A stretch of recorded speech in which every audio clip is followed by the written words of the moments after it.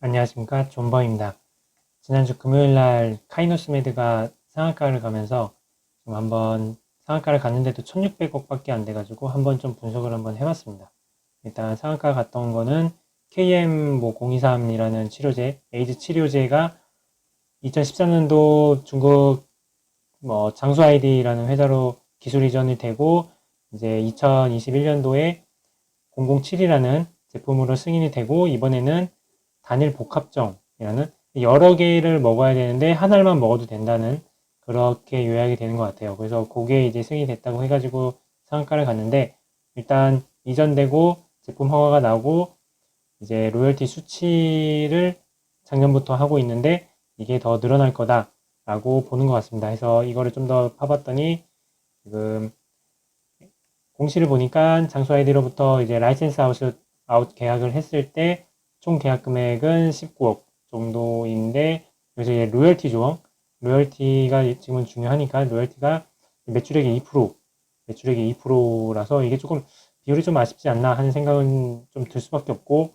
그리고 장수 아이디가 어떤 회사인지 그리고 2%가 이게 끝인지 그리고 과연 이제 얼만큼 벌 수 있을지 그런 거 좀 한번 봤더니 일단 상해, 상해에 상장이 되어 있는 걸로 좀 보여지고 있고, 지금 21년도 매출액 같은 경우에는 255, 100만 위안, 100만, 2억 5,500만 위안이죠. 이거 하나로 보면은 460억 정도, 500억이 좀 안 되는 부분이라서 일단은 유령업체는 아닌 것 같습니다. 하지만 이거는 재작년이고 전년도 매출액은 역성장이 좀 예상되지 않나 하는 생각은 들고 있어서 아직은 에이즈 치료제가 폭발적인 마켓시어는 아니지 않나 그렇게 좀 생각이 들고 2% 로열티를 좀 더 보니까 카이노스메드가 중국 업체로 라이센스 했던 전에 2012년도에 이 물질을 화학연구원으로부터 라이센스 인을 해서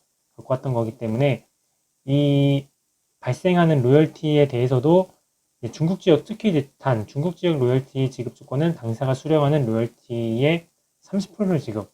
결국에는 중국에서 100원 발생하면 2% 갖고 오고 여기에 30%를 또 한국화학연구원으로 줘야 되기 때문에 이 중국에서 100원의 매출액이 발생하면은 카이노스메드는 1.4%의 순이익, 그러니까 매출액은 2원이지만 결국에는 0.6원은 원가로 아마 뭐 매출 원가나 뭐 지급 수수료로 지급되지 않을까 이렇게 보여지고 있어서 비율이 좀 아쉽지 않나 하는 생각은 듭니다.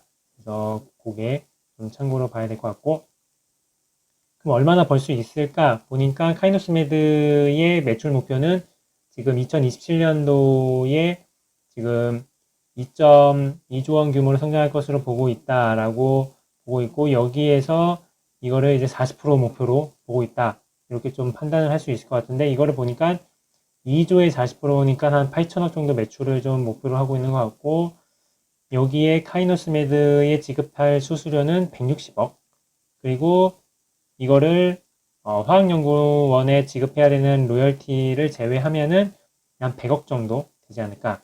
그래서 이 규모를 봤을 때는 좀 아쉽지 않나 하는 생각은 들 수밖에 없습니다. 그래서 카이노스메드가 이것만 봤을 때는 일단 장수 아이디가 이것도 한번 더 찾아봤습니다. 장수 아이디가 얼마나 좀 벌고 있나.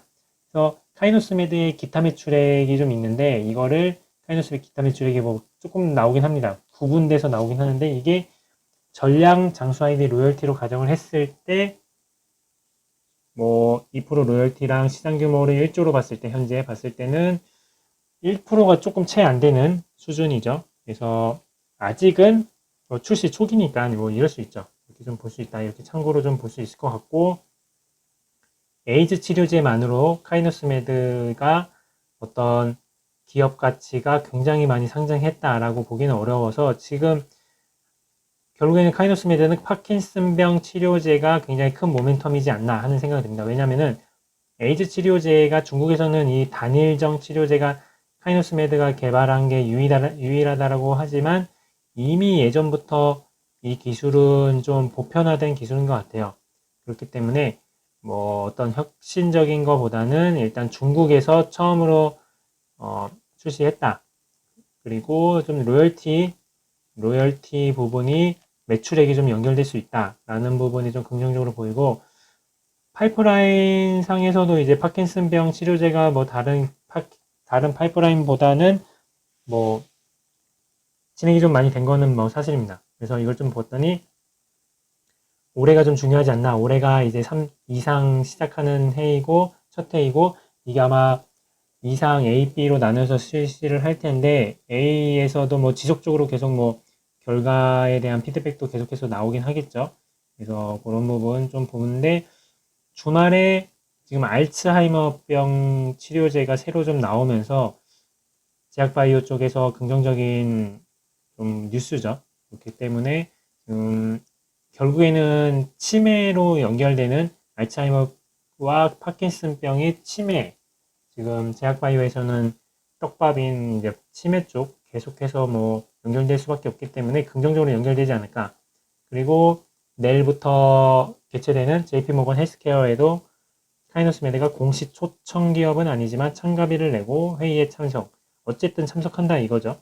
그렇기 때문에 이 부분에 대해서도 알츠하이머 신약 승인과 더불어서 이제 파킨슨병에 대한 치료제에 대한 관심도 많아지기 때문에 뭐 라이센스 아웃이나 뭐 이런 협력 관계 그런 거 계속 뭐 활발하게 얘기가 되겠죠. 그렇게 기대감이 있다 보면은 결국에는 카이노스메드도 뭐 시작은 이 에이즈 치료제였지만 결국에는 지금 흐름상 알츠하이머가 신약이 승인이 되면서 파킨슨병까지 연결되지 않을까 하는 생각이 들면서 좀 지켜볼만 하지 않을까 하는 생각이 드는데, 결국 지금 뭐 시장 상황이 뭐 제약바이오 쪽에서는 뭐 긍정적이지는 않기 때문에 뭐 그런 걸 떠나서도 개별적인 종목만 봤을 때는 또 나쁘지 않지 않나 하는 생각은 드네요. 그래서 이런 부분들 한번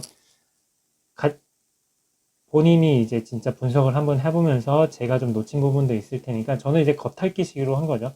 그냥 한번 같이 한번 보기 위해서 한번 분석을 한번 해봤습니다. 네, 오늘 시청해 주셔서 감사합니다.